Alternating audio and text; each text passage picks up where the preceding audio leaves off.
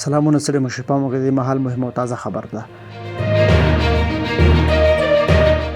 چین او امریکا د هند لخوا پر پاکستان شویو بریدونو پر وړاندې خواشیني ښودلې ده.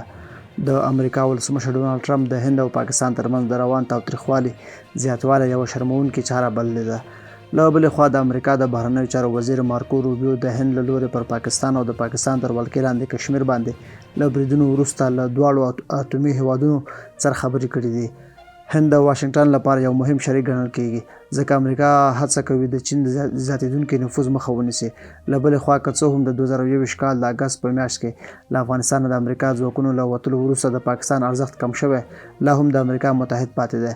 پاکستان اعلان کړی چې د هند پوځي اقداماتو په ځواب کې به غبرګون وښیي. هند پاکستان ته د اپریل په 22مه د یوې سختدریځې ډلې له برید وروسته چې پکې د هند تر ولکې لاندې کشمیر کې 26 کسان ووژل شول د غچ اخیستو خبرداری ورکړی و. د امریکا ولسمشر ډونالډ ټرمپ په سپینه ماڼۍ کې خبریالانو ته وویل دا یوه شرموونکې خبره ده، موږ همدا اوس پرې خبر شو. فکر کوم خلکو به دا تمه درلوده ځکه چې دا دواړه هیوادونه له پخوا راهیسې سره په جګړه کې دي. هغه زیاته کړه زه یوازې هیله لرم چې ژر تر ژره دا وضعیت پای ته ورسیږي.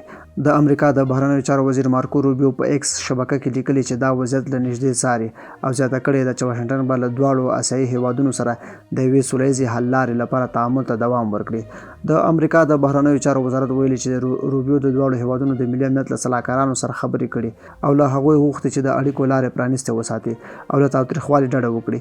چین چې له دواړو هیوادونو سره پوله لري او د پاکستان نږدې متحد ګڼل کیږي، ویلي چې د هند د نن سهار پوځي اقدام خواشینی کړی او زیاته کړې ده چې د روانو تحولاتو په اړه اندېښمن دی. د چین د بهرنیو چارو وزارت ویان لینجیان د چهارشنبې په ورځ په یوه خبرپاڼه کې ویلي هند او پاکستان نه جلا کېدونکي ګاونډیان دي او دوی همداراز د چین ګاونډیان هم دي. هغه زیاته کړه چین د ترهګرۍ له ټولو بڼو سره مخالفت لري. موږ له دواړو هیوادونو هند او پاکستان غواړو چې سولې او ثبات ته لومړیتوب ورکړي، زغم وښیي او له هغو کړنو ډډه وکړي چې وضعیت نور هم پیچلی کوي.